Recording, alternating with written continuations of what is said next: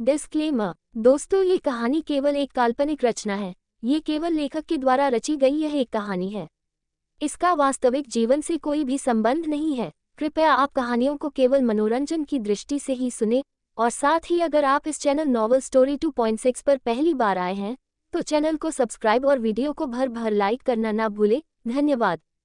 Episode 61। और अब devil के कानों में एन की आवाज़ गूंजी। ये है मेरा स्पेशल वन। एंगेजमेंट हो चुकी है मेरी, अगले महीने शादी है। और अब डेविल ने गुस्से में चेयर उठाकर शीशे में दे मारी और कहा, मैं भी देखता हूँ एन, तुम कैसे किसी और की होती हो। अफसोस तुम अभी तक डेविल को जान नहीं पाए। और अब गुस्से से बाहर निकल गया। जेना और बारोश गुस्से में पहले ही मीटिंग छोड़कर जा चुके थे और अब डेविल बाहर आया और मीटिंग कैंसिल करके चला गया।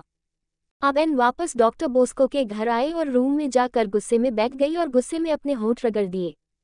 नफरत है मुझे तुम्हारे छूने से। और अभी रेबेका एडी को उसके पास ले आए और वो छोटे छोटे कदम उठाता एन के पास आकर उसके पैरों में लिपट गया और कहा, मामा लेनो। और एन ने उसको गोद में उठाकर सीने में दबोच लिया और अब बुरी तरह रोने लगी। और एडी मासूम बच्चा अपनी माँ को देख रहा था। तब डॉक्टर बोस्को आए। उन्होंने उससे पूछा, क्या बात है एन, आप रो क्यों रही हो। तब एन ने आंसू साफ करते हुए कहा, मैं अब वहाँ नहीं जाऊंगी डॉक्टर बोस्को, क्योंकि मैं अब और डेविल का सामना नहीं करना चाहती। और आपने जो काम दिया था वो मैंने कर दिया। बस अब बारोश के घर जाकर वो कैमरा उसके कोट से निकलना है। और कुछ देर बाद ही एन बरोश हाउस आए और बरोश जो गुस्से से भूना खड़ा था एकदम बोला, यहाँ के लेने आए हो अब, मक्कार लड़की। तुम तो कह रही थी तुम डेविल को बर्बाद करना चाहती हो, अब तक कुछ किया क्यों नहीं। उसने तुम्हारी फैमिली को मारा है और उसके साथ ही अफेयर चलाती हो। और अब एन ने कहा, मेरा कोई अफेयर नहीं है डेविल से, बल्कि वही मेरे साथ जबरदस्ती कर रहा है। तब बारोश ने उसकी तरफ बढ़ते हुए कहा, अगर वो जबरदस्ती करता है तो तुम इसका प्रोटेस्ट क्यों नहीं करती हो। तब एन ने कहा, आप ही तो नहीं कर सकते, आपकी तो इतनी हिम्मत भी नहीं उसके सामने अपनी बात भी रख सके। तब बारोश ने कहा, जब तक डायनामाइट उसके हाथ में है मैं कुछ नहीं कर सकता, और जब तक मैं इस गद्दी पर दोबारा ना बैठ जाऊं, क्योंकि डेविल ने ही मुझे फ्रांस की गद्दी पर बैठाया है ताकि मैं उसका गैरकानूनी धंधों में साथ दे सकूं। और अगर वो चाहे तो मुझे दोबारा उस कुर्सी से उतार भी सकता है। इसलिए मैं चुकूं एक बार में दोबारा फ्रांस का प्रेसिडेंट बन जाऊं, फिर उसको तो मैं बताऊंगा बारोश कौन है। लेकिन तुम्हारी क्या मजबूरी है जो तुम उसको कुछ नहीं कहती। तब एन ने कहा, मुझे कब क्या करना है मैं आपको बताना जरूरी नहीं समझती। हमारा कॉन्ट्रैक्ट इसी बेस पर हुआ था। आप मुझसे कोई सवाल नहीं पूछेंगे और इतने टाइम में हमारी शादी खत्म हो जाएगी। लेकिन बारोश ने उसका हाथ पकड़कर अपनी तरफ खींचते हुए कहा, उसको इतना खुश कर रहे हो, थोड़ी मेरी भी बात मान लो। और एन ने तभी एक जोरदार चांटा उसके मुंह पर मारा और कहा, बूढ़े खुश, तेरी इतनी हिम्मत, 1 मिनट का टाइम लगेगा मुझे तेरी वीडियो वायरल करने में, और कई हजार के घोटाले की फाइल अभी मेरे पास है। अगर मीडिया में आ गई तो जीतने से पहले ही हार जाएगा और पब्लिक मारेगी वो अलग। ये बात बंद कमरे की है और बंद कमरे में ही रहने दो। बाहर निकली तो तुम्हारा औकात सामने आ जाएगी। और एन गुस्से से बाहर निकल गई, लेकिन उसके कोट से कैमरा झपट लाए। विस्मयादिबोधक चिन्ह। अब एन ने सुहानी को कॉल किया और एक जगह बुलाकर उसको वो कैमरा डॉक्टर बोस्को तक पहुंचाने को कह दिया और कहा, मुझे हमारा उसकी भी आंटी से मिलने जाना है, उनकी बहुत तबीयत खराब है, उनका कॉल आया था। और तुम प्लीज इतनी देर एडी को संभाल लेना, क्योंकि वो मेरे बात सिर्फ तुम ही पहचानता है। दिन के तो वो रेबेका के पास रुक जाता है, रात को वो किसी के पास नहीं रुकता, इसलिए प्लीज सुहानी उसको तुम मेरे आने तक संभाल लेना। और सुहानी ने मुस्कुरा कर कहा, अरे हूर, प्लीज मत कहो, मुझे तो खुद एडी के साथ टाइम स्पेंड करना अच्छा लगता है, तुम बेफिक्र रहो। और अब एन मुश्क की माँ के पास आए, उनसे थोड़ी देर बात की, उनको दावा खिलाए और घर के लिए निकल गई। अब उसको जल्द से जल्द एडी के पास जाना था। वो गाड़ी में बैठी ड्राइविंग करने लगी। उसने सुहानी को कॉल मिलाना चाहा, लेकिन फ़ोन की बैटरी खत्म हो चुकी थी। रात हो चुकी थी, मौसम भी खराब था, लेकिन अचानक गाड़ी खराब हो गई। और अब एन बाहर निकल कर आई। उसने काफ़ी कोशिश की स्टार्ट करने की, लेकिन वो नहीं चली। और अब एन को घबराहट होने लगी, क्योंकि वो रास्ता काफ़ी सुनसान था। 1-2 गाड़ियाँ वहाँ से कितनी कितनी देर में निकल कर जाती थी। कई ने रुककर उसको लिफ्ट ऑफर की, लेकिन एन को अब किसी पर भरोसा नहीं था, इसलिए सबसे मना कर दिया। उसकी कुछ ही दूरी पर सामने एक बड़ी शीशे की लंबी चौड़ी बिल्डिंग पर डैश लिखा चमक रहा था और वहां से गाड़ियां आ जा रही थी। लेकिन एन जो सुबह डेनियल के साथ बिहेव करके आई थी, अब उसकी हिम्मत नहीं हो रही थी वो उस बिल्डिंग में वापस जाए, इसलिए पैदल ही चलने का इरादा कर लिया। अभी एन कुछ दूर ही चली थी कि तभी एन का पैर किसी पत्थर से टकराया और बहुत जोर से मुड़ा और उसकी चीख निकल गई। उसने देखा उसकी सैंडल की हील भी टूट चुकी है। और एन के पैर में बहुत तेज दर्द उठने लगा और उसकी आंखों से आंसू बहने लगे। अब उसको अपनी बेबसी पर रोना आ रहा था। उसको लग रहा था डेसी चारों तरफ से मुसीबत आ चुकी है। अब उसने उठकर चलने की कोशिश की, लेकिन उसके पैर इतना दर्द हो रहा था, उससे उठा भी नहीं जा रहा था। और उसके ऊपर एक और मुसीबत आई। एक गाड़ी में कई आवारा लड़के लड़कियां बैठे शराब पीकर मस्ती में झूम रहे थे, और अब उनकी नज़र एन पर पड़ी और उन्होंने गाड़ी रोक ली और हंसते हुए कहा, आओ बेब, हम तुम्हारी हेल्प कर दे, आ जाओ मजे करते हैं। दूसरी साथ में बैठी लड़की ने शराब पीकर हंसते हुए कहा, उसको उठाकर लाओ, उसके पैर में चोट लगी है। और एन ने एकदम घबरा कर एन ने उनकी भाषा फ्रेंच में कहा, मुझे हेल्प नहीं चाहिए।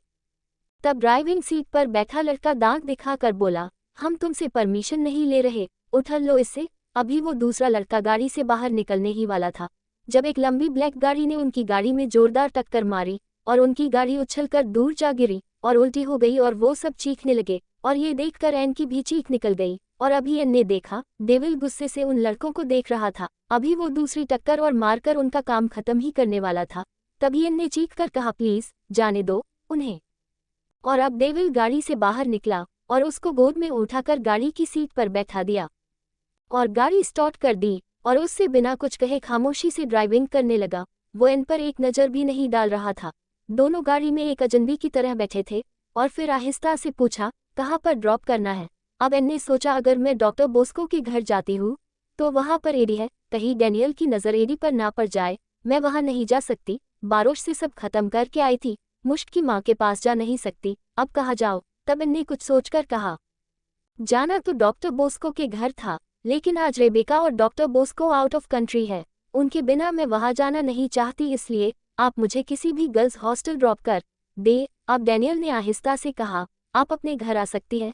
तब एन ने खिड़की की तरफ देखते हुए कहा, मेरा यहाँ कोई घर नहीं है और ना मेरा यहाँ कोई अपना है जिसको मैं ट्रस्ट कर सकूं, क्योंकि यहाँ हर तीसरा इंसान मुझे अपनी प्राइवेट प्रॉपर्टी समझकर टच करना चाहता है, यूज करना चाहता है। एन का इशारा सीधा डैनियल की तरफ था और तभी डैनियल ने गुस्से में गाड़ी को एक झटके से एक मोड़ पर मोड़ा। उसने इतने झटके से मुड़ा था कि एन मुंह के बल गिरते गिरते बची थी। अब एन ने चोर नज़र से उसके फेस को देखा जो गुस्से से लाल हो रहा था, लेकिन डेविल ने उससे कुछ नहीं कहा, वो खामोशी से ड्राइव कर रहा था। तब उसने दोबारा सख्त लहजे में कहा, आप मेरे घर चल सकती है और आप मुझे एक अजनबी समझे जो आपके बिना परमिशन के आपको यूज तो क्या टच भी नहीं करेगा, आप गर्ल्स हॉस्टल से ज़्यादा सेफ रहेंगी। और अब एन खामोश हो गई और तभी डैनियल ने गाड़ी अपने बंगले की तरफ मोड़ ली और अब वो उसकी गाड़ी बंगले में एंटर हो गई और उसने अंदर आकर गाड़ी रोक दी और बाहर निकल गया। और तभी एक ड्राइवर भाग कर आया गाड़ी पार्क करने के लिए।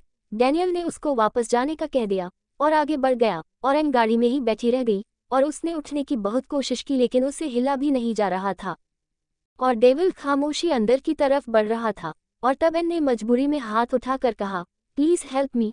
अब डेविल आगे बढ़ता बढ़ता रुका और वापस पलट कर आया और कोल्ड वॉइस में कहा, मैं आपकी हेल्प कर चुका हूँ, आपको सुनसान रास्ते से उठाकर अपने घर ले आया हूँ, इससे ज्यादा और मैं गैरो हेल्प नहीं करता। और एन का हाथ हवा में रह गया और डैनियल आगे बढ़ा ही था और एन पूरी हिम्मत करके उठी थी, लेकिन तभी वो आगे को गिरी, लेकिन किसी के चट्टान जैसी सीने ने उसको गिरने से रोक लिया और एन ने एकदम डेविल टी शर्ट पकड़ ली, लेकिन डेविल ने अपने हाथ जीन्स की पॉकेट में डाल रखे थे और सामने देख रहा था।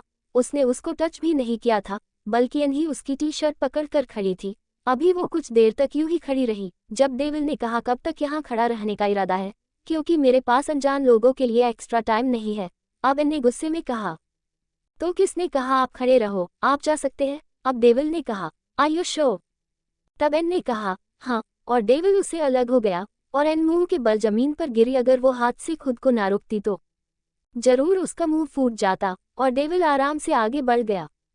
और अब एन ने उसको जाते हुए गुस्से से देखकर कहा, समझता क्या है खुद को। और अब एन ने पूरी कोशिश की उठने की, लेकिन उसके पैर में सूजन आनी शुरू हो गई और अब दर्द से वो वहीं बैठकर रोने लगी और रोते हुए कहा, मम्मा। और अब डेविल को एक कदम और उठाना भारी हो गया, क्योंकि वो समझ गया तकलीफ ज्यादा है। और अब वो वापस पलट कर आया और कहा, यहाँ किसको रो कर दिखा रही हो, यहाँ कोई आपका अपना नहीं है जिसको आपके रोने पर आपसे हमदर्दी होगी। और अब एन ने आंसू पोंछते हुए कहा, मैं किसी को रोकर नहीं देखा रही, मेरे पैर में बहुत दर्द है, मुझसे चला भी नहीं जा रहा, प्लीज मेरी हेल्प करो। तब डेविल ने आहिस्ता से कहा, आपकी हेल्प करने के लिए मुझे आपको टच करना पड़ेगा। और मैं किसी अनऑथोराइज्ड प्रॉपर्टी को यूज करना तो क्या उसको बिना परमिशन के टच भी नहीं करता। अब एन को अपने कहे अल्फाजों पर पछतावा हो रहा था, क्योंकि अब उसके अल्फाज वो उसको वापस लोटा लोटा कर बेइज्जती कर रहा था। और अब एन ने देखा मौसम खराब हो चुका था और कोई पल था बारिश पड़ने में। और अब एन ने आहिस्ता से कहा, यू कैन टच मी, और पलक झपकते ही डेविल ने उसको गोद में उठा लिया और अब वो उसको एक रूम में ले आया। एन ने देखा वो कोई दूसरा रूम था और वो उसको बैठा कर चला गया। तभी एक सर्वेंट ने आकर उसको एक बड़ा ब्रीफ केस देते हुए कहा, मैडम ये फर्स्ट एड बॉक्स है, आप अपना ट्रीटमेंट कर लो क्योंकि चीफ के सिवा यहाँ कोई डॉक्टर अवेलेबल नहीं है। क्योंकि मौसम खराब हो चुका है, अगर आप कहेगी तो चीफ आपका ट्रीटमेंट कर सकते हैं, वरना कल सुबह तक का वेट करे। और सुबह का नाम सुनकर एन घबरा गई और कहा, वो मेरा ट्रीटमेंट कर दे, बुला दो उनको। और कुछ देर बाद डैनियल उसके सामने मौजूद था। वो चेंज करके आया, जिसने ब्लैक लूज ट्राउजर पहन रखी थी और टाइट फिट ब्लैक वेस्ट पहन रखा था। और अब उसने एन को कहा, चेंज करो, टाइट फिट जीन्स में आपका ट्रीटमेंट नहीं होगा। और डेविल उसको शॉर्ट्स देकर चला गया। और अब एन चेंज कर चुकी थी और अब डेविल ने उसके पैर को जैसे ही हाथ लगाया उसकी चीख निकली और उसने डेविल का शोल्डर पकड़ लिया और फिर कुछ सोचकर हाथ पीछे कर लिया। तब डैनियल ने उसके पैर को स्प्रे करते हुए कहा, you can touch me and you can use me, क्योंकि मैं अभी भी आपको अपना मानता हूँ। और एन खामोश रही और फिर डेविल ने एक झटके से उसका पैर घुमा दिया और एन की एक चीख निकली। उसने डेविल के शोल्डर को कस पकड़ लिया और अब वो खड़ा होकर बाहर चला गया। और एन ने अपना पैर घुमाया तो वो बिल्कुल ठीक था, थोड़ी बहुत दुखन थी। और कुछ देर बाद एक सर्वेंट आया और उसने कहा, चीफ आपको डिनर के लिए बुला रहे हैं। और एन ने आहिस्ता से कहा, भूख नहीं है, प्लीज आप मेरा सेल चार्ज कर दे। और तभी उस सर्वेंट कुछ पल में ही मोबाइल चार्ज कर दिया और अब उसने सबसे पहले एडी के बारे में पूछा तो सुहानी ने बताया वो सो चुका है, तुम परेशान मत हो। एन ने बताया वो हमारा आंटी के घर है और सुहानी ने उसको समझा दिया। अब वो थोड़ा बेफिक्र हो गई और कुछ ही देर बाद सियान का कॉल आया और एन पिक कर लिया, क्योंकि अगर वो नहीं उठाती तो वो बार बार करता, ये उसकी पुरानी आदत थी। अब एन उससे बात करते हुए बाहर बालकनी में आ गई और खिलखिलाकर हंसी। और तभी उसके कुछ ही फासले पर बैठे डेविल की नज़र उस पर पड़ी, जो अकेला डाइनिंग टेबल पर बैठा डिनर कर रहा था और एक तरफ कई नौकर लाइन लगाए उसके पास खड़े थे। उसको कब किस चीज़ की ज़रूरत पड़ जाए, क्योंकि उनके मालिक को वेट करना पसंद नहीं था, बस वो वेट एक ही के लिए कर रहा था और वो उसके सब्र को आजमाती जा रहा थी। और डेविल उसके साथ अब कोई ज़बरदस्ती नहीं करना चाहता था, क्योंकि उसको उसके साथ अपने पिछले किए पर काफ़ी पछतावा था, इसलिए उसकी मर्जी का इंतजार कर रहा था।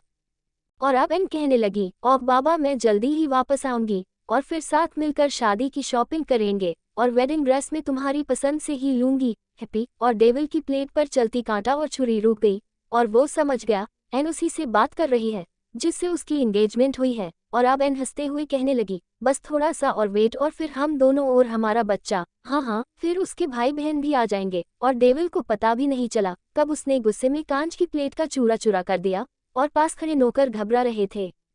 और फिर एन ने कहा, मैं एक अनजान किसी अजनबी के घर रुकी हूँ, सुबह चली जाऊंगी। और अब डेविल ने खून बरसाती आंखों से एन को देखा और गुस्से उठकर आया और उसके हाथ से फोन छीनकर दीवार पर दे मारा। और अब एन ने गुस्से और हैरत से उसको देखते हुए कहा, ये क्या किया आपने। तब डेविल ने कहा, तुम मेरे सामने किसी के साथ फैमिली प्लानिंग कर रही हो और मैं आराम से बैठकर सुनूंगा। लगता है क्या तुम्हें वो इंसान जिंदा अच्छा नहीं लग रहा, क्यों उसकी जिंदगी दुश्मन बन रही हो। और गुस्से में वहां से चला गया और एन उसको जाता देखती रह गई। सुबह को एन की आंखें खुली तो एक नौकर उसके पास खड़ा था और कहा, मैडम आपको चीफ ने बुलाया है, आप उनकी बिना परमिशन यहाँ से नहीं जा सकती। और अब एन को उस नौकर के पीछे जाना पड़ा और वो उसको एक जिम के अंदर ले गया और एन खामोश सामने सीने पर हाथ बांधकर उससे मुंह फेर कर खड़ी हो गई, क्योंकि डेविल सिर्फ ब्लैक शॉर्ट्स में था और एक बहुत भारी मशीन को धकेल रहा था और उसका पूरा जिस्म पसीने में भीगा था। हैवी बॉडी का हर कट उभर रहा था और नसें फूल रही थी, लेकिन उससे ज्यादा तकलीफ उसके फेस पर थी। और अब डेविल ने एन से आराम से पूछा, मैं उधर नहीं खड़ा, इधर हूँ। तब एन ने कहा, जानती हूँ, लेकिन मैं किसी भी गैर मर्द को इस तरह नहीं देख सकती। और अब डेविल उसकी बात पर जोर से हंसा और 2 फिंगर को हिलाते हुए कहा, इट्स रिडिक्युलस फनी। अब मशीन रोक कर उसके पास आते हुए उसको ऊपर से नीचे तक देखते हुए अजीब अंदाज में कहा, इस गैर मर्द को तुमने किस किस तरह देखा है, और उसके साथ बिस्तर में, बाथटब में, शावर में, स्विमिंग पूल, चॉकलेट में, क्या क्या किया है। अगर आपके कभी ना होने वाले हस्बैंड को बता दिया जाए तो वो यकीनन शर्म और सदमे से सुसाइड कर लेगा। और अब एन ने डेविल को खून बरसाती नजरों से देखते हुए कहा, वो सब मेरा पास था जिसको मैं भूल चुकी हूँ। और अब डेविल ने उसके पास आते हुए कहा, तुम ये क्यों भूल रही हो? जो तुम्हारे सामने खड़ा है वो कौन है? क्या वो तुम्हें किसी और की होने देगा? अब एन को गुस्सा आया और उसने चीखते हुए कहा, आपकी प्रॉब्लम क्या है? मैं आपको बता चुकी हूँ, मुझे आपसे सिर्फ नफरत है। मैं अब आपसे प्यार नहीं करती और मेरे कुछ भी करने से आपको क्या प्रॉब्लम है? मैं अपनी लाइफ में सब भूल कर आगे बढ़ना चाहती हूँ। और तभी डेविल ने गुस्से में एक बटन दबाया और एक मशीन ने एन को डेविल के ऊपर धकेल दिया। और डेविल ने एन के दोनों हाथ अपने सीने से हटा दिए और उस मशीन ने एन को डेविल के सीने में भींचना शुरू कर दिया। और पीछे से वो मशीन उसको भींच रही थी। आगे वो चट्टान सा सीना था जिसे के अंदर वो छुपी जा रही थी। और अब एन को सांस आना भारी हो गया, उसका दम घुटने लगा, चेहरा लाल हो गया, आंखें फटने लगी थी और सांस हल्के हल्के चल रहा था। और घुटी घुटी जुबान में बोली, प्लीज रोक दो, मेरा दम घुट रहा, मैं मर जाऊंगी। अगर थोड़ा और इन पर पीछे से प्रेशर लगता उसका दम निकल जाता। और तभी डेविल ने एक हाथ से उस मशीन को रुका और स्विच ऑफ कर दिया। और अब एन को सांस आया और एन ने अपना चेहरा उसके सीने में छुपा लिया और जल्दी जल्दी सांस रही थी। और अब डेविल ने उसके कमर पर दोनों हाथ रख कर उसको हक कर लिया और आहिस्ता से कहा, महसूस किया मेरा दर्द एन? जब से तुम मुझसे दूर हुई हो इससे कहीं ज्यादा घुटन में जी रहा हूँ।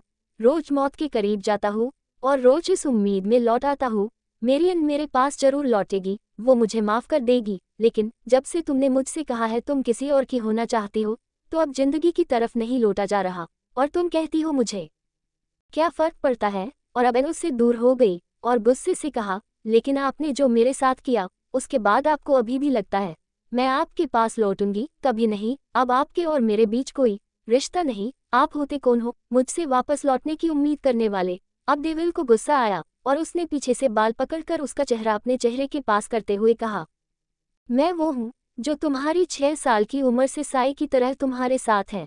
मैं वो हूँ जिसके साथ तुमने 365 रातें उसकी बाहों में उसके साथ गुजारी है। मैं वो हूँ जिसके बच्चे की माँ बनने वाली थी तुम। मैं वो हूँ जिसको तुम्हें 17 साल की उम्र में मुझे सौंप दिया गया था। मैं वो हूँ जिसको तुम अपना हस्बैंड मानती थी और अपना जिस्म अपना सब कुछ मुझे सौंप चुकी थी। और अगर एन मुझे ये पता होता, एक दिन ऐसा भी आएगा जब मुझे मेरी एन को अपना कहने के लिए सबूत की जरूरत पड़ेगी, तो मैं तुम्हारे बाप की बात ना मानकर तुम्हें 17 साल की उम्र में शादी करके तुम्हारे घर नहीं छोड़ता, बल्कि तुम्हें अपने पास ले आता और तुमसे अब तक कई बच्चे पैदा करवा चुका होता।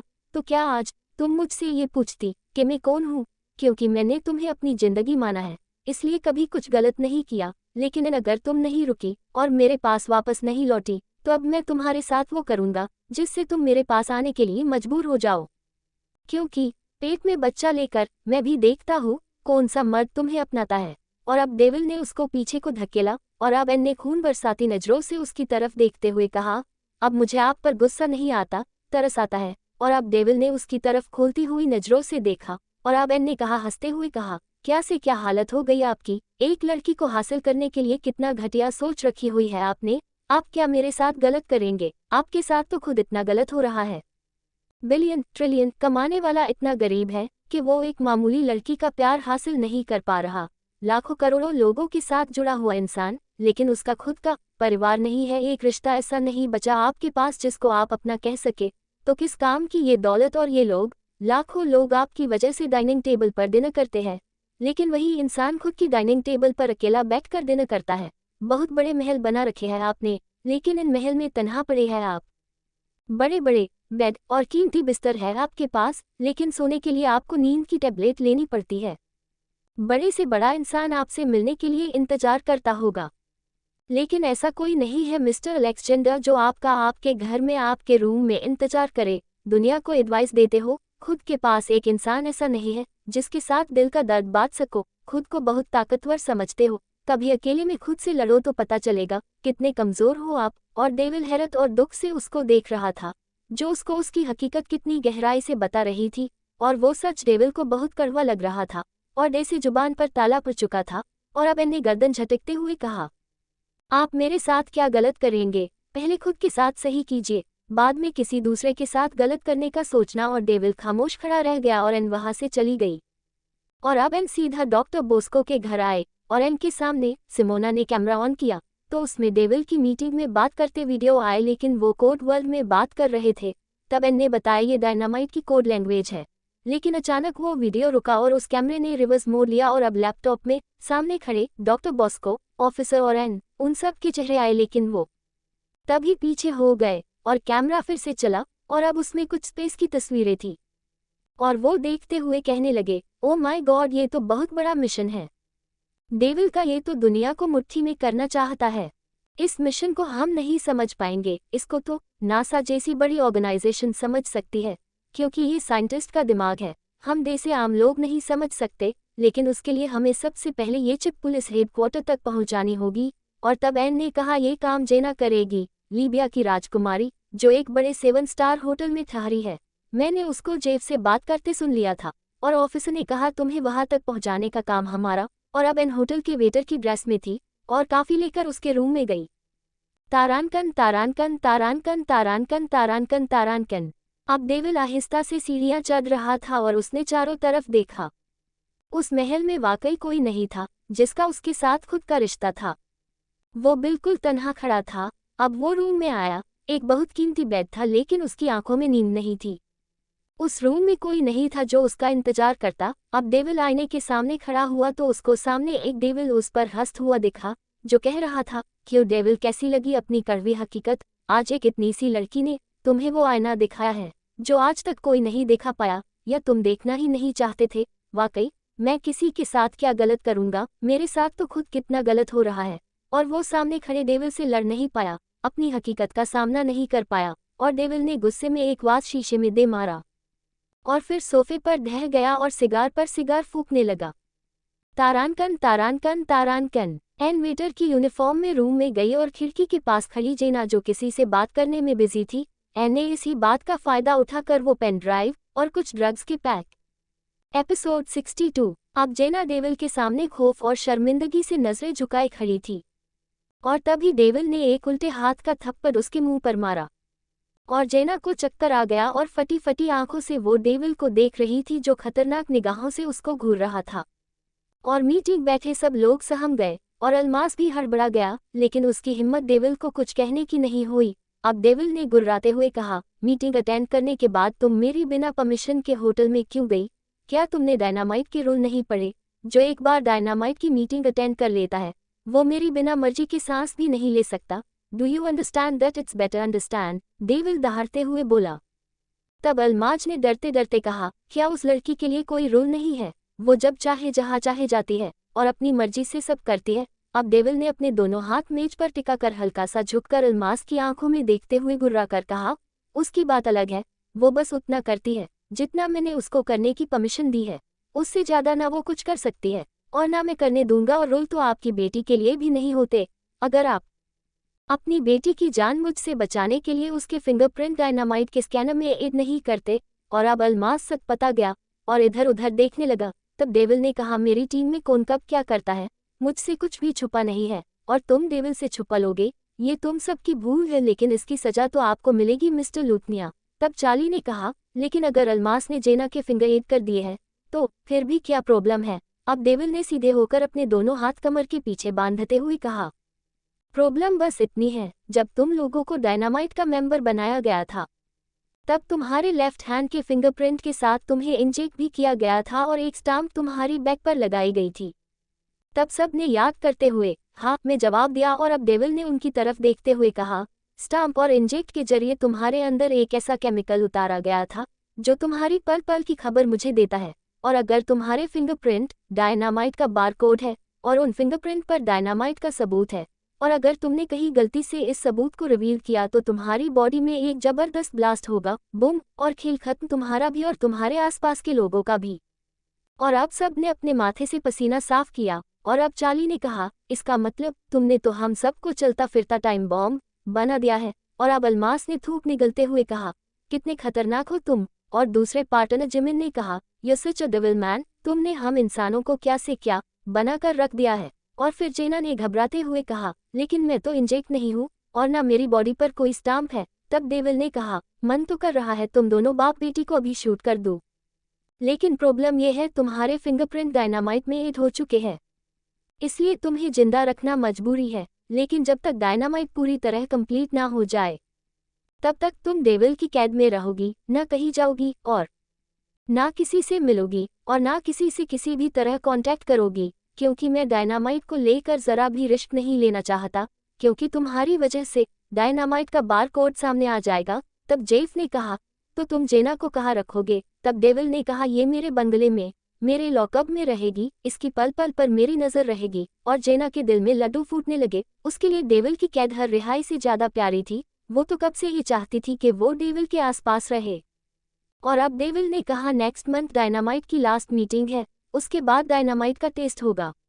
और फिर सब ने तालियां बजाए और सब हाथ मिला मिलाकर बाहर निकल गए और डेविल जेना की गाड़ी में बैठ गई और डेविल ने गाड़ी स्टार्ट कर दी और आगे बढ़ गया। और अभी एन मुश्क की मदर को देख कर आ रही थी जब उसकी नज़र डैनियल के साथ फ्रंट सीट पर बैठी जेना पर गई और एन के अंदर दे से एक दुख लहर उठी और उसने ना चाहते हुए भी गाड़ी डेविल की गाड़ी के पीछे लगा दी।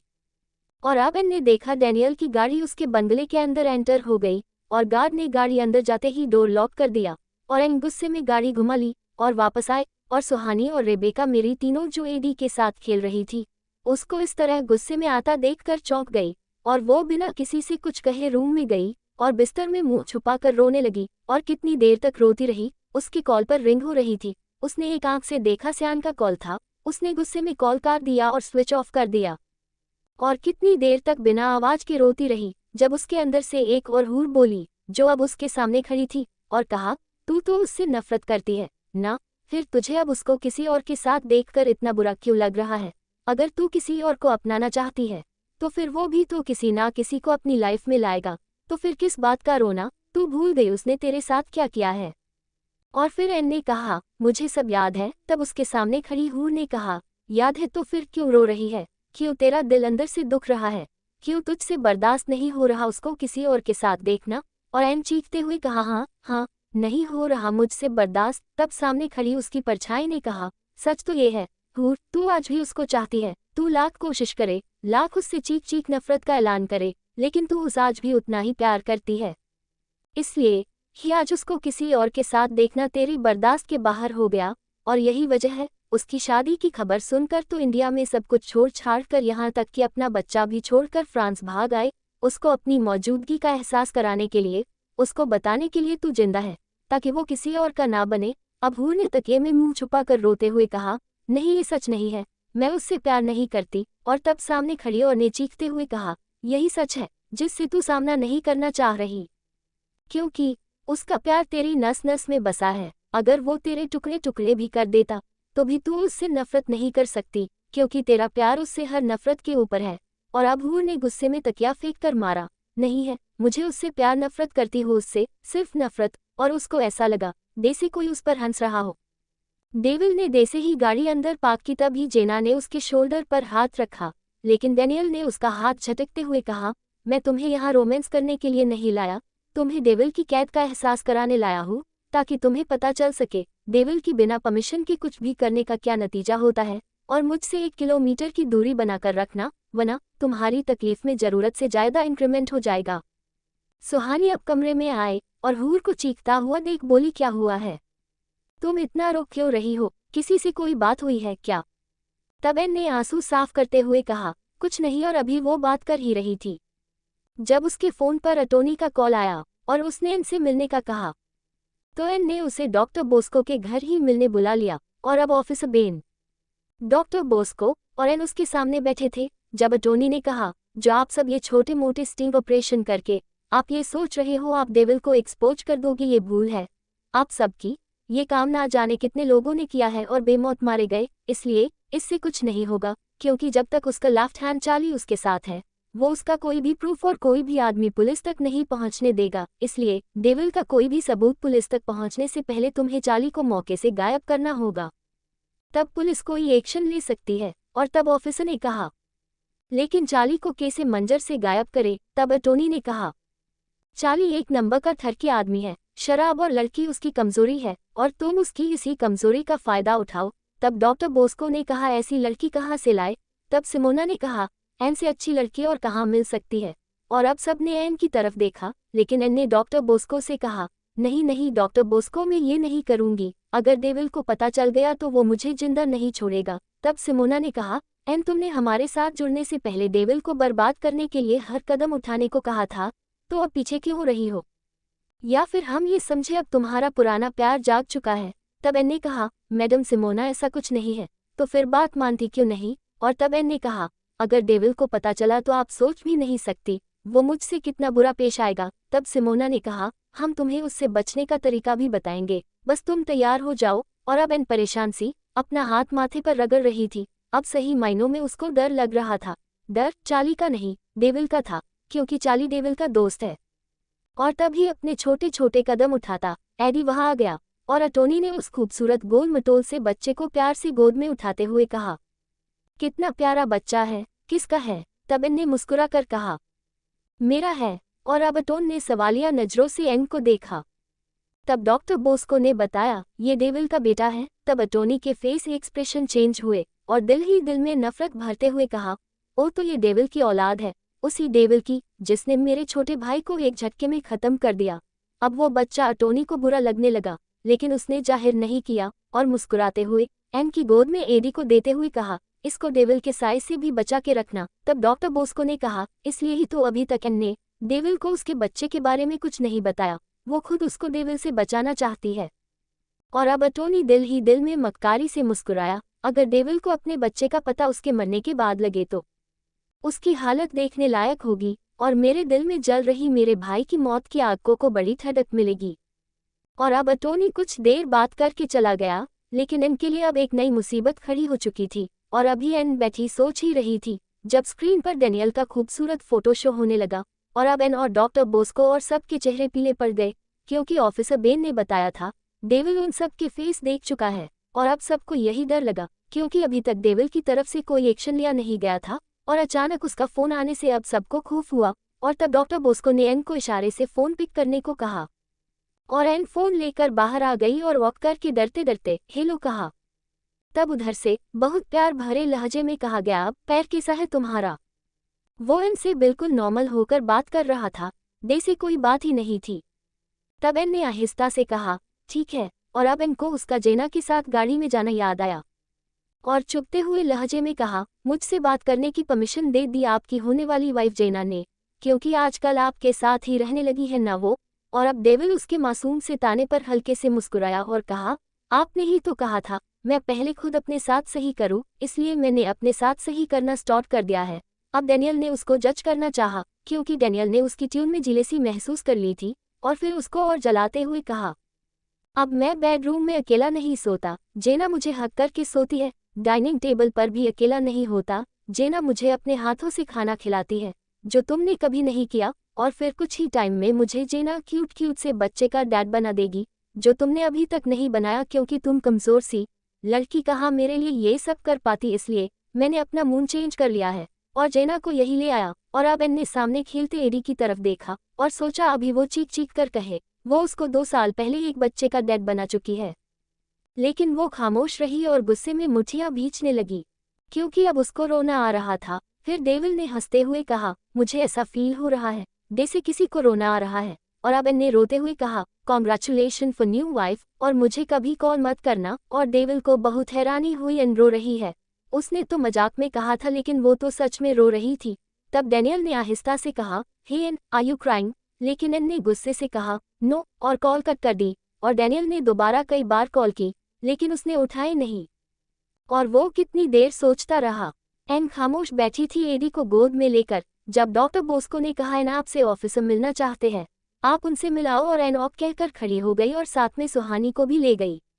और अब डॉक्टर बोस्को उसको समझा रहे थे, चार्ली कब और कहाँ मिल सकता है। अब जेफ ने अपनी कार डॉक्टर बोस्को के बंगले के सामने रोकी, साथ में डेविल भी था। वो जेफ के साथ आया था, जेफ की ही गाड़ी से, क्योंकि उसकी गाड़ी पर उसका ब्रांड बना हुआ था, इसलिए वो जेफ गाड़ी से आया था। जेफ जीन्स टी शर्ट में था और डेविल हमेशा की तरह पब्लिक प्लेस में अपनी पहचान छुपा कर आता था। डेविल ने ब्लैक हुडी जैकेट, मुंह पर ब्लैक लायन का मास्क, हाथों में ब्लैक ग्लव्स और ब्लैक चश्मा, और उसके गोल्डन बाल हुडी कैप के बाहर माथे पर गिरे थे। वो हमेशा की तरह एक किले लुक में था। अब गार्ड ने उनसे पूछा तो जेफ ने बताया वो किसी मरीज के बारे में पूछताछ करने आए हैं, और नौकर उनको अंदर ले आया। और अब वो डाइनिंग हॉल के अंदर थे। नौकर ने उनको बैठने का कहा और वो डॉक्टर को बुलाने अंदर चला गया। अब डेविल और जेफ खामोश बैठे थे। अब उसकी नजरें एन को ढूंढ रही थी, क्योंकि उसको पता था वो यही रहती है और डेविल डॉक्टर बॉस्को के बारे में सब पता कर चुका था। वो एक अच्छे भले डॉक्टर थे। घर में बस उनकी बहन और एक बेटी रेबेका थी, इसलिए डेविल को एन के वहाँ रहने पर कोई ऑब्जेक्शन नहीं हुआ, वरना वो जारी सी भी कमी होते ही वो एन को वहाँ कभी नहीं रहने देता। तभी डेविल की नज़र दूर खेलते एक बच्चे पर गई, जो बॉल को किक करके खिलखिला कर हंस रहा था। वो गोल मटोल सा बच्चा, जो रोई की तरह सफ़ेद था और उसके फूले फूले से गाल और कटावदार होठ टमाटर की तरह लाल थे, पतली छोटी सी प्यारी सी खड़ी नाक जो लाल हो रही थी, गोल्डन सिल्की बाल माथे पर फैले हुए थे और बड़ी बड़ी नीली आंखें। वो बिला सुबह वो एक बहुत खूबसूरत बच्चा था।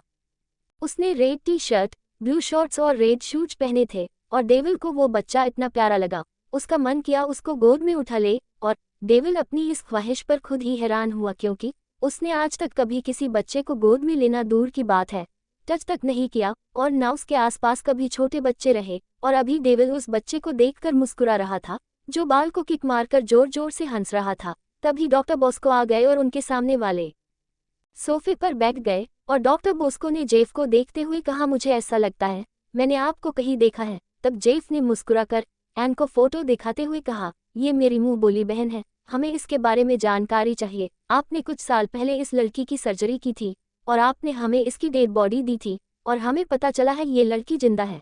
तब डॉक्टर बॉस्को ने आराम से कहा, आपको गलत खबर मिली है, ये लड़की मर चुकी है। तब जेफ ने कहा, हमने इस लड़की को आपके घर में आते जाते देखा है। आपने इस लड़की को नहीं, इसकी मिलती जुलती शक्ल की लड़की को देखा होगा, उसका नाम सैंडी है। तब जेफ ने उनको समझाते हुए कहा, हम उसके हमदर्द हैं, हमें साफ साफ बताओ उस रात क्या हुआ था और आपने क्यों उस लड़की डेड प्रूफ किया। और तब डॉक्टर ने कहा, मैं सच कह रहा हूँ, ये लड़की मर चुकी है। तब डेविल ने साइड से गन निकाल कर डॉक्टर के सामने रखते हुए कोल्ड वॉइस में कहा, हम डेविल के आदमी हैं, हमें सब पता है, हमसे कुछ भी छुपाने की जरूरत नहीं है, हम बस इतना जानना चाहते हैं उस रात उस लड़की को आपने डेड क्यों साबित किया। और गन देखकर डॉक्टर बॉस्को ने कहा, देखिए मैं एक शरीफ डॉक्टर हूँ, आप मुझे धमकी दे रहे हैं। तब डेविल ने कहा, हम भी शराफत में ही बात कर रहे हैं, वरना इस घर में जितने भी मेंबर हैं, बच्चे से लेकर बड़े तक, सबको मौत की नींद सुलाने में डेविल को टाइम नहीं लगता। तब डॉक्टर बॉस्को ने कहा, ठीक है बताता हूँ, इस लड़की को मारने के ऑर्डर दिए गए थे। तब जेफ ने कहा, किसने दिया था। तब डॉक्टर ने कहा, इसके हस्बैंड के आदमियों ने, जो बहुत बड़ी हस्ती है और वो डेविल के लिए काम करते हैं। तब डेविल ने कहा, कौन है वो। तब डॉक्टर ने कहा, मैं फंस जाऊंगा अगर उन सब का नाम लूंगा। तब डेविल ने कहा, फंस तो आप वैसे भी गए हैं, लेकिन हम आपको यकीन दिलाते हैं, हमारे होते हुए कोई आपकी फैमिली को की टच भी नहीं करेगा। तब बॉस्को ने डरते डरते एक वीडियो दिखा दी और डेविल को हैरानी के साथ गुस्सा भी आया। तब डॉक्टर ने कहा, कहने को तो ये हमारे देश के रूलर है, लेकिन ये सही नहीं है। तब जेफ ने कहा, आप ये कैसे कह सकते हो, ये डेविल के कहने पर ही इस लड़की को मारने का ऑर्डर दिया है। तब डॉक्टर ने कहा, क्योंकि इस लड़की को मारने की कोशिश इसके हस्बैंड ने ही की थी, जिसका नाम लेते हुए भी हम 1000 बार सोचना पड़ेगा। और अब डेविल ने खड़े होते हुए कहा, thank you for this information. और डॉक्टर ने कहा, प्लीज डेविल से कहना मेरे परिवार को कुछ ना करे, क्योंकि इस लड़की का हस्बैंड डेविल ही है। लेकिन मुझे ये समझ नहीं आ रहा, उसने ही तो इस लड़की को मारने को कहा, फिर वो ही क्यों जानकारी ले रहा है। तब डेविल ने 55 साल के डॉक्टर का गाल थपथापते हुए फ्रेंच में कहा, ल moiety de la connaissance est pire que l'ignorance, आधा ज्ञान अज्ञान से भी बुरा है। क्योंकि अब तक वो ब्रिटिश में बात कर रहे थे, लेकिन ये बात डेविल ने डॉक्टर बॉस्को की भाषा में ही कही थी। और जाते जाते डेविल ने उनको तसल्ली दी, डोंट वरी, आपके परिवार को कोई हाथ भी नहीं लगाएगा। और अब वो दोनों बाहर निकल गए। अभी वो कुछ आगे बढ़े ही थे जब जेफ ने कहा, हे डैनियल, लुक तुम्हारा बचपन। अब डेविल ने चेहरा घुमा कर देखा तो एक लेडी डॉक्टर बॉस्को की बहन मेरी उस बच्चे को कुछ ही दूरी पर गोद में लेकर खड़ी थी, और डेविल के कदम ना चाहते हुए भी उस बच्चे की तरफ उठ गए। और अब डेविल ने चश्मा और एक हाथ का ग्लव्स उतार कर हल्के से मुस्कुरा कर एक उंगली से उस बच्चे का गाल छूते हुए कहा, क्यूट बेबी। और अगले ही पल एडी ने डेविल की उंगली पकड़ ली और फट से एडी डेविल की गोद में आ गया। और अब जेफ और डेविल हैरान होकर एक दूसरे को देख रहे थे, क्योंकि वो बच्चा डेविल से ऐसे लिपट गया जैसे वो उसको कब से जानता हो, और अपने छोटे छोटे हाथ उसके फेस पर रखते हुए बार बार डेडा डेडा कर रहा था। और थोड़ी दूरी पर खड़ी एन और सुहानी का सांस गले में अटका हुआ था।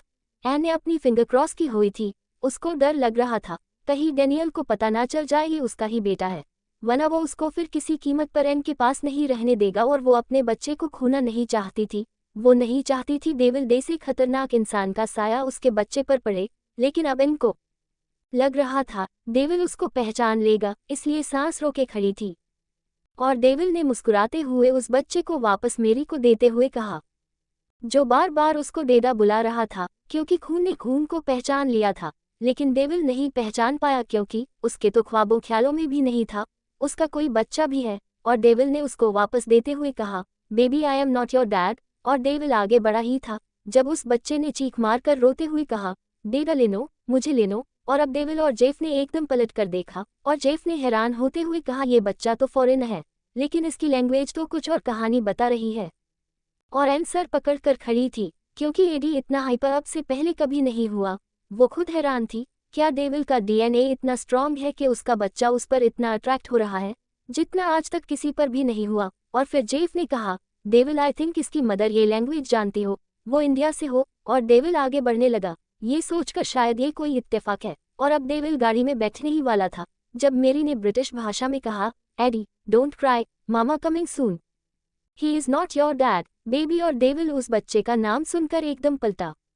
एपिसोड 63। और डे से ही डेविल पलटा और तब ही एन ने जल्दी से सुहानी से कहा, सुहानी तुम जाओ एडी की मामा बनकर, क्योंकि डैनियल को शक हो गया। और तभी सुहानी भाग कर आए और उसको गोद में लेते हुए कहा, एडी मामा आ गई। और डेविल उस लड़की को खामोशी से देखने लगा जो इंडियन लैंग्वेज में ही बात कर रही थी। तब डेविल उसके पास आया और सुहानी का बीपी हाई होने लगा, ये सोचकर अगर डेविल ने उसका झूठ पकड़ लिया तो वो अभी मुझे मार देगा। तब सुहानी ने एडी को मेरी से अंदर ले जाने का कहा और डेविल ने सुहानी से आहिस्ता से पूछा, नाम क्या है आपका?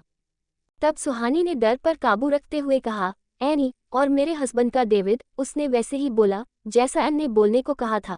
तब डेविल ने जांचती नजरों से देखते हुए कहा, मैंने तो आपसे आपके हस्बैंड का नाम नहीं पूछा। और सुहानी बौखला गई और एकदम संभलते हुए कहा, एक्चुअली सब मेरे बच्चे को लेकर डाउट करते हैं, ये मेरा बच्चा नहीं है, इसलिए मैं सबको बता देती हूँ, ये मेरे हस्बैंड डेविड पर है, जो कि एक फ्रेंच है। डेविल समझ रहा था वो कुछ झूठ बोल रही है, लेकिन डेविल ने कोई बहस करना जरूरी नहीं समझा, इसलिए उस लड़की को देखता हुआ वापस आकर गाड़ी में बैठ गया। और उन दोनों के जाने के बाद एन को सांस में सांस आया और अब वो भागकर एडी के पास आई जो बुरी तरह रो रहा था। और तभी एन ने उसको सीने से लगाकर चुप किया, क्योंकि वो बार बार दरवाजे की तरफ हाथ उठाकर रो रहा था जहां से अभी उसका डग गया था।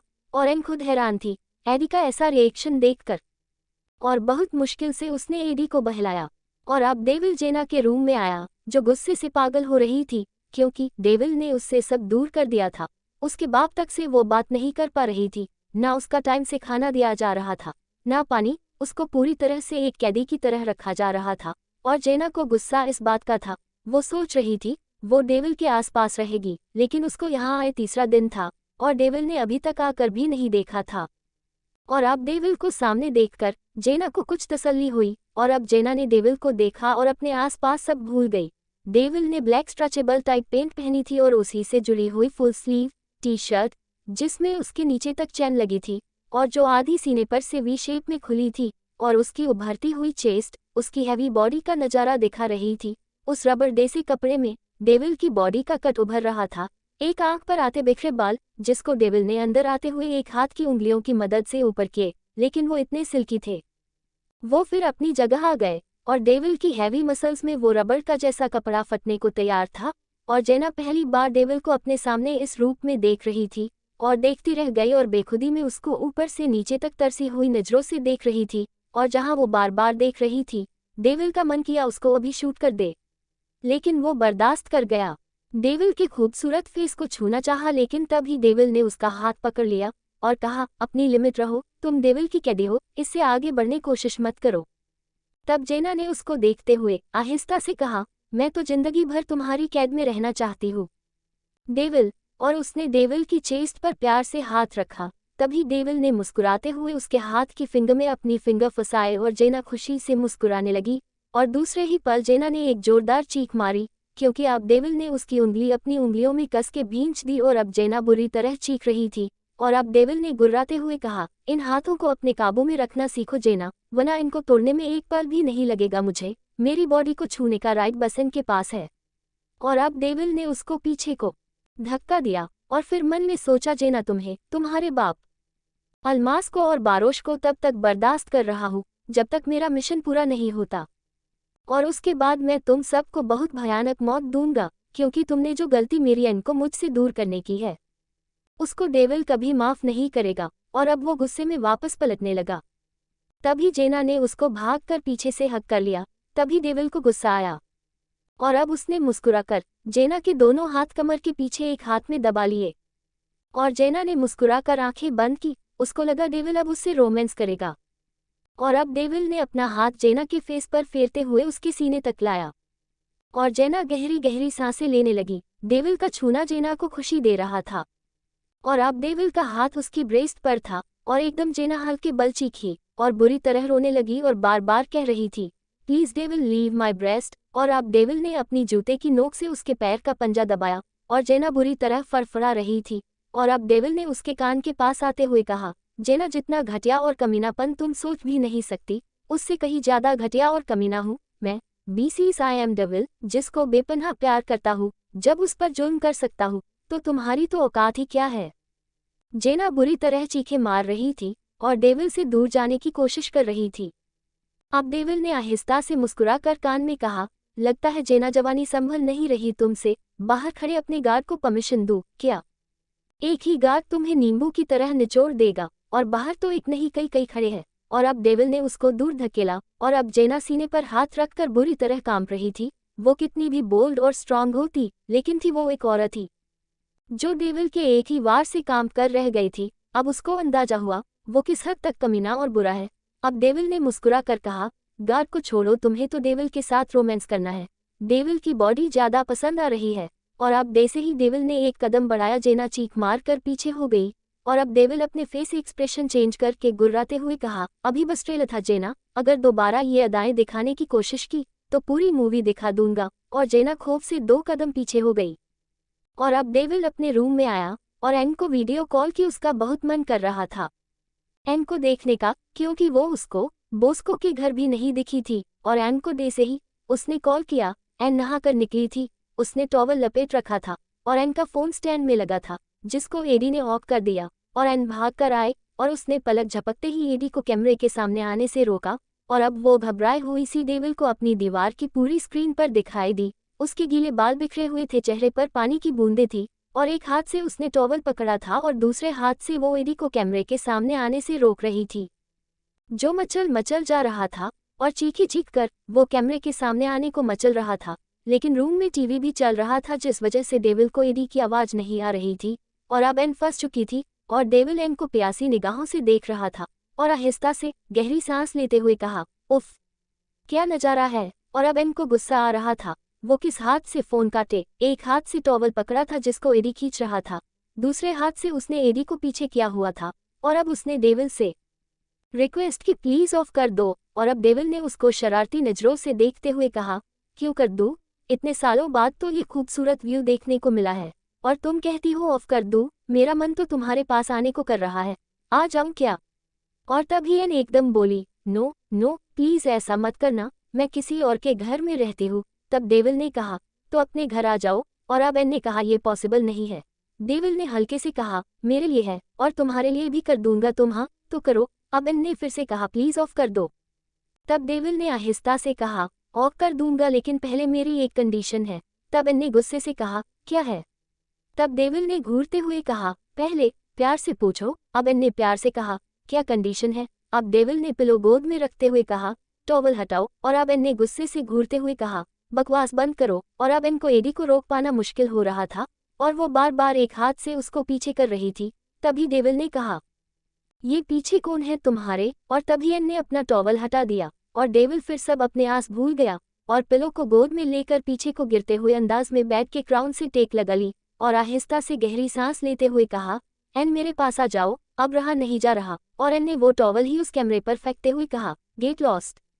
और मोबाइल स्टैंड से गिर गया और डेविल आहिस्ता से मुस्कुराया और कहा, एन तुम्हें तो मेरे पास आना ही पड़ेगा एन, वरना ये डेविल कैसे जिएगा। लेकिन एन कुछ है जो मुझसे छुपा रही है। लेकिन क्या, मुझे पता लगाना पड़ेगा। कल डायनामाइट की लास्ट मीटिंग है और ये मिशन पूरा होते ही एन तुम चाहो ना चाहो तुम्हें मैं अपने पास ले आऊंगा। और अब सब मीटिंग में थे और जेना भी थी, क्योंकि उसके फिंगरप्रिंटेड थे। और अब डेविल ने सबको खुशखबरी दी, मिशन डायनामाइट इज सक्सेसफुल। और कल से हम टेस्टिंग स्टार्ट करेंगे लीबिया से। और अल्मास गुस्से में बैठा था क्योंकि जेना ने सब कुछ उसको बता दिया था जो डेविल ने जेना के साथ किया था। और अब अल्मास ने कुछ सोचते हुए कहा, डेविल, उससे पहले तुम्हें मेरी बेटी जेना से शादी करनी होगी, वरना मैं लीबिया में डायनामाइट का प्लांट विस्फोट कर दूंगा। और जेना अपने बाप का हाथ पकड़ा, लेकिन उसने आंख के इशारे से चुप रहने को कहा। और डेविल ने कहा, मिस्टर लुठनिया, आप जानते हैं डेविल को ब्लैकमेलिंग और धोखेबाजी पसंद नहीं। तब अल्मास ने कहा, मेरी रिक्वेस्ट है डेविल, तुम जेना से शादी कर लो।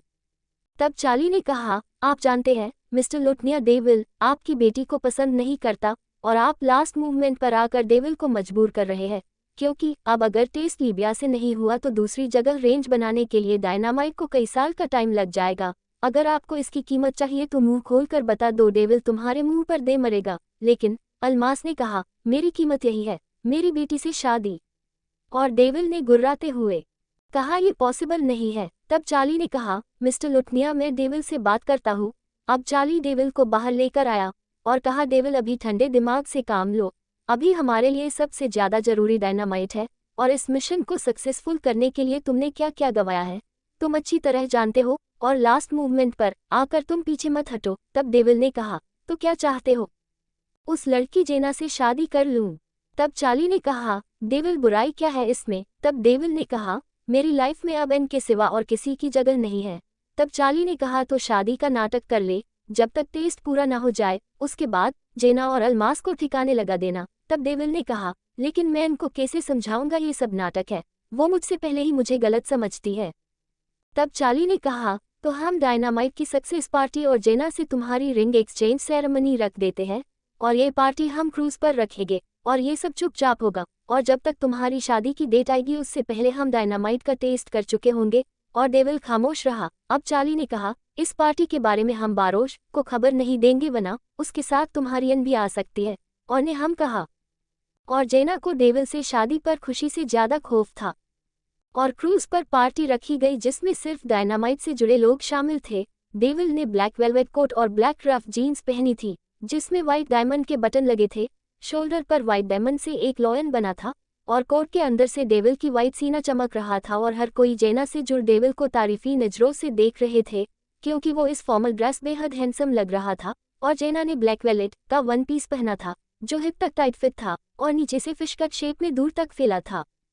और उस वन पीस ने ऊपर से जेना की आधी ब्रेस चमक रही थी। उसके हाथों में ब्लैक ग्लव्स थे और ब्यूट्स पर डायमंड की ज्वेलरी और बालों का हैवी जुड़ा और बनावटी हंसी हंस रही थी। अब डेविल उसको रिंग पहना रहा था, वो मुस्कुरा रहा था, लेकिन अंदर से उसको एक बात खा रही थी, किसी भी तरह इसकी खबर एन का ना हो, वरना मैं उसको कैसे समझाऊंगा, क्योंकि मैं जानता हूँ वो मुझसे नफरत का दिखावा कर रही है, वरना आज भी उसको बहुत फर्क पड़ता है मुझे किसी और के साथ देखकर। और इस बात क्या पता डेविल को तभी चल गया था जब एन गाड़ी से उसका पीछा कर रही थी और डेविल ने उसकी आंखों में आंसू देख लिए थे। और फिर उसने पक्का तब कर दिया जब वो फोन पर रो पड़ी है, और तब से वो जान गया एन उसको आज भी उतना ही चाहती है, बस वो दूर है। तो इसलिए जब तक डेविल खुद को क्लियर ना कर दे उसके सामने, और अब वो जल्द से जल्द खुद को इनके सामने क्लियर करना चाहता था, लेकिन इससे पहले ही उसके गले में जेना नाम की मुसीबत पड़ गई जिसको फिलहाल के लिए उसको बर्दाश्त करना था। और अब जेना ने डेविल को रिंग पहनाए और तालियां बजने लगी, लेकिन तभी डेविल की नजर सामने खड़ी एन पर गई जिसकी आंखों से लगातार आंसू बह रहे थे। और वही हुआ जिसका डेविल को डर था, एन सामने खड़ी आंसू बहा रही थी और डेविल ने आंखें बंद करके दूसरी तरफ मुंह फेरते हुए कहा, ओ शिट, वही हुआ जो नहीं होना चाहिए था। और अब जेना ने एन को देखकर एकदम मुस्कुराते हुए डेविल का हाथ पकड़ा और एन रोकर एक कोने में आ गई। डेविल मजबूर था क्योंकि डेविल को पता था एन इतने गुस्से में है, वो उसके साथ कोई न कोई बदतमीजी करेगी। और यहाँ ऐसे लोग भी थे जिनकी नजरों में डेविल की बहुत इज्जत और खौफ था। और अब एन ड्रिंक के पास आए और कई गिलास पी गई और अल्मास अब डेविल के फेस को देखकर खुश हो रहा था। उसका मकसद पूरा हो चुका था जो डेविल ने उसकी बेटी को तकलीफ दी थी। और एन के अंदर आग सी जल रही थी जिसको बुझाने के लिए एन ड्रिंक करने लगी। और अब एन म्यूजिक के पास गई और सॉन्ग प्ले किया, hips don't lie, feat, Wyclef Jean, Shakira Shakira. और एन ने ड्रिंक करके एक हॉट डांस कर रही थी और कई लोग उसके साथ डांस करने लगे। सबको लगा डेविल ने इसको डांस करने के लिए बुलाया है, लेकिन जिनको पता था वो सर झुकाए खड़े थे। एन काफी जबरदस्त डांस कर रही थी शकीरा शकीरा गाने पर, और डेविल शर्म के मारे पीठ फेर कर खड़ा था क्योंकि अगर वो ऐसे में एन को रोकता तो सब उससे उसके बारे में पूछते, जबकि वो एंगेजमेंट जेना करके खड़ा था और अब चार्ली और जेफ भी खामोश थे। और अब जेना ने डेविल के गले पर नमक छिड़का। डेविल, चलो मेरी सेरेमनी में इस लड़की ने हमारे गेस्ट को एंटरटेन कर दिया।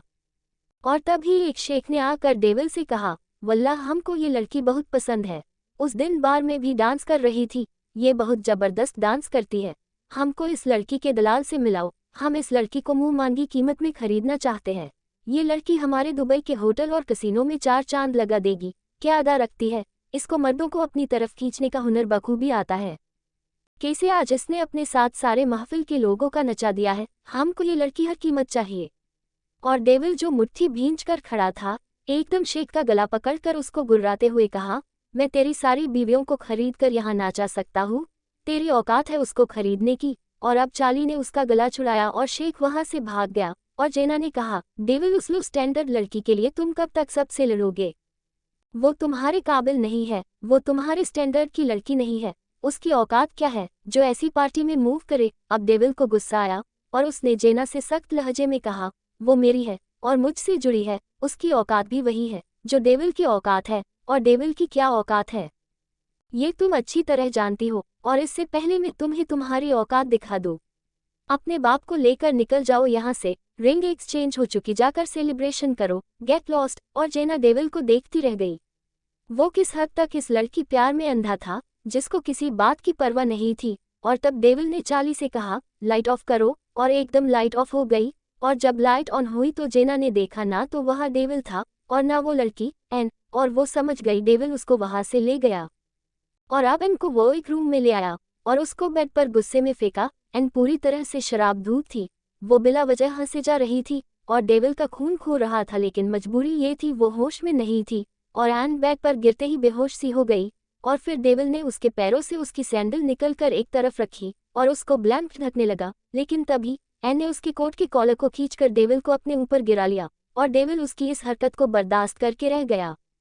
और तभी एन ने उसके गले में बाहें डाली और नशे में शरारती नजरों से देखते हुए एक उंगली डेविल के माथे से लेकर होठों पर फेरते हुए कहा, आज तो बहुत हॉट एंड हैंडसम लग रहे हो, मन करता है आपको कच्चा चबा जाऊं। अब एन ने हंसते हुए उसके गाल पर बाइट की, लेकिन डेविल बहुत दुख से उसको देख रहा था। अगर वो होश में होती तो वो उसकी इस हरकत बहुत अट्रैक्ट होता, लेकिन अब उसको बस गुस्सा आ रहा था उसकी हालत देखकर। तब डेविल ने एक झटके से उसको बेड से खड़ा किया और एक जग में भरा पानी डेविल ने उसके मुंह पर फेंक दिया। और अब एन को एकदम होश आया, वो नीचे से लेकर ऊपर तक भीग गई। और अब डेविल ने कहा, अब कैसा लग रहा हूँ? और अब एन ने चीखते हुए कहा, ये क्या हरकत है? और अब डेविल ने गुस्से में रौबदार आवाज में कहा, और तुम जो बाहर तमाशा बना रही हो मेरी और अपनी इज्जत का, उसका क्या? अब डेविल ने बेबसी से कहा, एंड फॉर गॉड सके मुझे थोड़ा टाइम दो, मैं तुम्हें सब क्लियर कर दूंगा। क्यों बार बार तुम मुझे एम्ब्रेस कर रही हो? क्या हो गया है तुम्हें? पागल हो भी हो क्या? और अब खामोश खड़ी एन एकदम चीखी, हाँ हाँ, पागल हो चुकी हूँ मैं, और आपने पागल किया है मुझे और मेरी जिंदगी को, और मुझे तमाशा बनाने वाले भी आप हैं।